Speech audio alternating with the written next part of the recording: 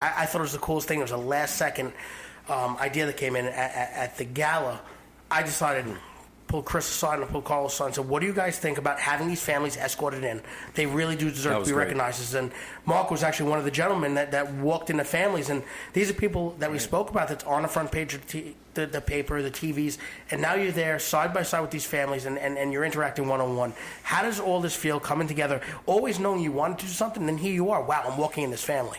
It's great. It's just bringing a positive feeling to these families. Seeing them smile, it's a great feeling. Showing that we could do something for them. A lot of times, they're taken care of right after the incident immediately. Everyone comes in, they're lending a helping hand, they're writing checks for them, they're doing this, they're doing that. But what happens in the long run? And that's what I think Blue Lives Matter does. That's great. They're always in contact with the families. You have relationships with the families. Every time I see them, they're smiling. We're doing things for them. That's the best feeling in the world that you can have. And for yourself, how does it feel? It's great having them, but you in general. It feels like now I could do something. As before, there's more of a purpose. It's not just about the uniform anymore. Right? Yeah, before you felt like, man, I feel helpless. I feel so bad. Like, that's what the thing I think we're so tunnel vision when you first come on that's all it is, the job and showing up during your job, and that's all it is, that's all you are. But when you're able to think outside the mold and you're able to do so much more, and not just during work but outside of work, to be able to actually make an impact and really make a purpose to your life, that's what really matters. I think that's when it starts coming together. Then when we're younger, and they tell you all the time, you don't realize when you're a rookie, you think you know everything, you think you know more, you don't. And there comes a time where you wake up and say, holy crap, I see the vision, this is what it's about. You know what, man? For me, it feels like you go to work every day, you do what you have to do at work, and you help all the cops around you, no matter who they are, what race, what creed, anything. You help them. And then when you get off of work, you help them too, and you help them in a different way. Because, you know what? There's 32,000 cops in the city, but not all of them have the time to do what we do. And it takes a lot of time. We've spoken about this. People don't see it. It's a 24-hour thing. It's not easy. People have lives outside of it. They have families. They have events to go to. And something like this weekend, myself, Chris, and Carlos in general really do understand that you guys are dedicating yourselves from Thursday to Monday, and you guys could be doing so much more. And you guys are really helping for a greater cause. And it's going to be an experience. You're going to love it. But we appreciate it more than you guys will ever know. And absolutely, man. You never know when you're going to get a call from Joe at 3 a.m. He still keeps talking about this. I keep saying it. Without me and Christopher's life, he wouldn't be where he is today. I would have had to leave him in the dust like the Roadrunner, but myself, I have such a big heart. My God. I'm gonna have I can't leave anybody behind. You know what's cool though, and I'm not trying. You know what? And for the record, I was up when he texted me at 3 a.m., but I refused to text him back. Out of principle. And I think Chris will agree with this with me. As an organization, we want to be different, not just with helping the families, but in general with showing the people that volunteer to us that they matter to us and their time. And what we do every single year is we rent this house and it's on us. It's on the organization because they deserve it. They're dedicating their time. They should have a place. They shouldn't have to be traveling hundreds of miles to come out here on their own dollar. We put them up in the house. And it's almost like a family setting. We had dinner together tonight. Chris cooked. And on top of that, what we like to do is we like to take them to a dinner. You want to mention a little bit more about how Chris cooked? The chicken, by the way, was phenomenal. Thank you very much, man. Go on. The chicken was great. Anyway, we take everyone out another family style to a dinner, and we talk about the game plan and how we're going to go ahead and how we're going to make this year better than last year. And that's going to be tomorrow night when we have 10 people with us, and we just brainstorm because it's better than just one set of eyes. People have different views, and those views really go a long way, and maybe it's something that we didn't see. It's something maybe not that we didn't see, but maybe we don't have the expertise in. But the other organization that we're parenting right now is Blue Lives Matter Fitness, and you know what? They have taken the reins in this, and it's something that they've been doing. They're starting, and you got Melissa, we mentioned, who was in the bike ride down to D.C., and Zahara, who's here with us tonight. Well, you know what's great, too, and for people that don't know, it's not just NYPD. For instance, Melissa's a police... Everybody, nationwide. A Pennsylvania corrections officer. You got Zahara, who's part of the state, who isn't even an NYPD cop. She's a state detective. It's great. We have people from all different agencies that see what we're doing, see the vision, and we're out there to help one another. It's that uniform that matters, and as long as we stick together, it's powers and you know numbers. what? Something that they're going to be doing is helping officers who have been injured in the line of duty, that have been out for a while, and then they need something to fall back on. They need It's something very, more very than- easy to fall behind when you're hurt, when you're depressed, when you don't know if there's a purpose to your Absolutely. life anymore. Absolutely. And to get in the gym, just to be on a treadmill, even if it's not lifting weights, to go to a spin class or a yoga class and just be around people to talk like a human being and get your mental state and your physical state better. So Absolutely. we're You know, very and excited that's- about it. That's something that's important to us, and that's something that they're going to be taking up in the future. And we throw all of our support behind them, and we know that they're going to do big things. And We- just getting we know back it. to, if you don't mind, this is not just an NYPD. It's not even just a New York thing. On the way here, we dropped off a few packages to be mailed, and the addresses were all over the country. Yeah. Washington, Absolutely. Tennessee, and then Joe was telling me he mails packages internationally. We I did mean, you Puerto guys Rico, are doing work, Australia, and people all over the world London, are recognizing France, what you do. Portugal, Right, yeah. Canada, Italy, Spain. Absolutely. And this is 3 years If in. we could be worldwide, that's fine with me. That's some I'll great go stuff. wherever. If I can help somebody, it's fine by me. And you know what, though, for our listeners, let's go in another direction. It's big, especially the way I take it when I'm in the street. I was just at one of the parades in the city, and you had these two little kids from out of state come up, and you take a picture, and you put your hat on them, and you don't realize how much, as a child, being a police officer, they look up to. And I want to speak about Mark, because Mark growing up, people don't understand that there's sides of people that they don't know. Just because they don't speak about it doesn't mean that they were brought up in the greatest of times or whatever. And there's situations in Mark's life that has changed him into being the person he is today. Not only is my friend, but I look up to him. This is a gentleman who worked hard, took a bunch of tests. He's going to explain his story, and he's going to be a captain. And one day he's going to be a deputy inspector and inspector. And if we take things higher and higher, who knows what else he can be. But, Mark, I want you to tell everybody just a little bit about your story when you were younger and the things you were telling me that affected you and made you who you are today. All right. Well, it's not much, this is not a story that I tell everybody. I think a lot of cops that I work with don't know the story. The first memory I have, in my life is my father getting shot in front of me. Okay, I grew up in Brownsville, Brooklyn. It's bad now. It's getting much better than it used to be. But I remember growing up, running barefoot to the pool on East New York Avenue because you didn't want your sneakers getting stolen out the locker, and you had to dodge the crack vials on the floor. But I can tell you that the day my father got shot, I remember it like it was yesterday. I was 4 years old, and I could tell you the temperature, the way the day was. I could tell you what I was wearing. I was wearing a jean jacket with a little jeans pants on. My brother had a matching outfit, I remember. And, my father was a very proud guy, a Vietnam veteran.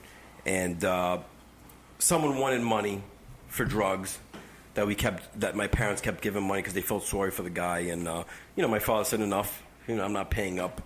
And a guy pulls out a homemade shotgun, and all I hear is the blast. And I see my father on the floor, and I still remember this like it was yesterday. It was chaos. The scene was chaos. A lot of people gathering around. My mom, I don't even know where she was. I remember I was crying. I had no idea. My little hands were trying to push through the crowd. And these men in blue showed up. Police officers showed up. And, they brought calm to such a chaotic situation. And I remember one picking me up. And, I forgot. I don't know what he said to me, but I know he was trying to calm me down. And he brought me over to my mom. And, I didn't know it then, but later on growing up, that's what I knew I wanted to do. Sure. I wanted to be a police officer and, bring that calm to people like they did that day. They were very professional, the way they handled it, And this is why police officers deserve this. This is why they deserve to be treated a certain way and, why we have to look out for them, especially when bad things happen. Right, because we're doing things that other people, aren't willing to do. Yeah, we signed up for it, but, it's something that we do and we want to do to help people. And No this is what they do matter for who it us. We go to so many jobs and we don't realize what we do, the impact we give to families and civilians, and we don't realize it because we don't see what happens after. Yeah, because the first thing, what do they tell you in the academy? You're meeting these people on sometimes the worst day of their life. Mm-hmm.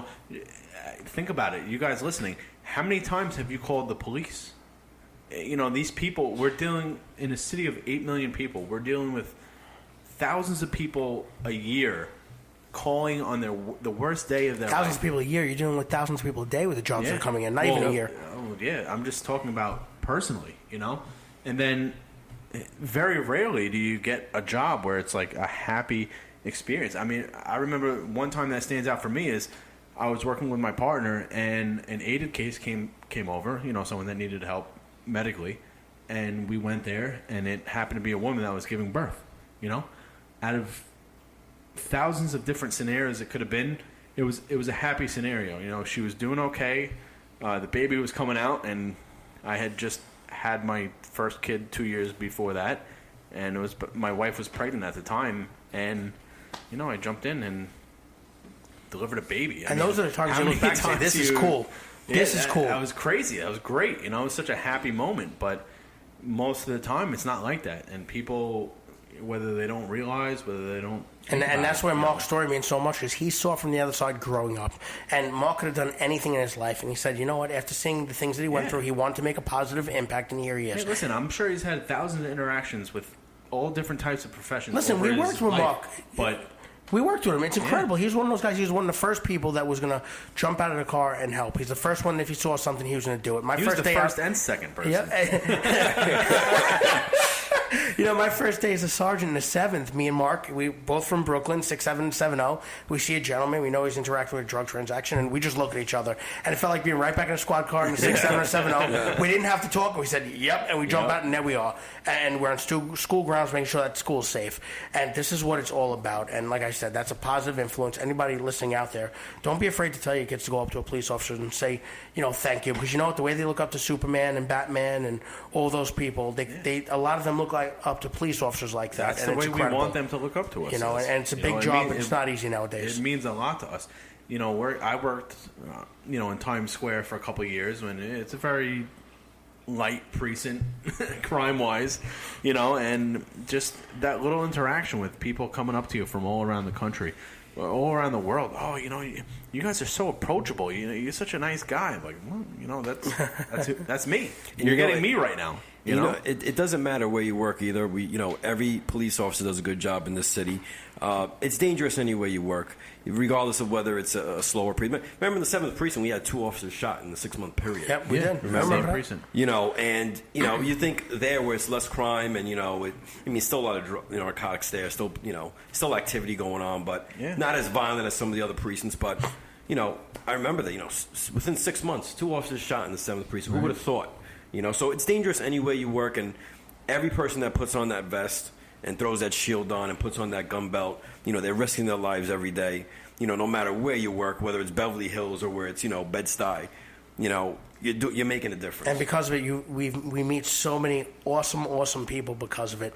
I hate to say it, and it sucks a lot, but a lot of times you end up realizing how similar you are to people when you go to the funerals and the wakes of these cops that are killed all over. You realize when you see the different patches how much heartache there is and how much in common you have with people and how human you are. Another good thing is when you go to these events that we've been going to, the extracurricular events or the 1013 fundraisers, all the cops from all over the place that you guys are able to talk about and kind of like BS and joke and make friendships and exchange numbers. It's big. We're actually going to Police Week, and one of the Secret Service guys, the bomb guys, Steve Stosh, we're going to see him big into the cigars, and they're going to come by the tent. Yeah. Earlier I checked the Facebook and he messaged us, hey, we're coming down there. We've made so many connections about it. Chris has talked about the Detroit cops, and I'm just looking forward. Hanging out with those guys. That was fun. What I remember was that was our first year, wasn't it? Yes, no, it second was. year. Yeah, I think it was the first year. It wasn't last year. It was the first year. Yeah, first year. These Detroit cops. It's a group of like 15 of them that came, and it was crazy. Like automatically, we just clicked, and we were hanging out for hours. It seemed like, and as far away as they are, and from what they do and how their area is, their city is, just getting to talk to them, you feel like they're the same as me. Yep. They do the same thing as me. And now Police Week 2017. Right? Who's the next person we're going to meet? Yeah, who's the next people that we interact with? Last year we met a couple cops from Florida. We met cops from all over, and it's great. Incredible. Oh, it's great stuff. See, that's what I look forward to the most. Is just you have the whole day.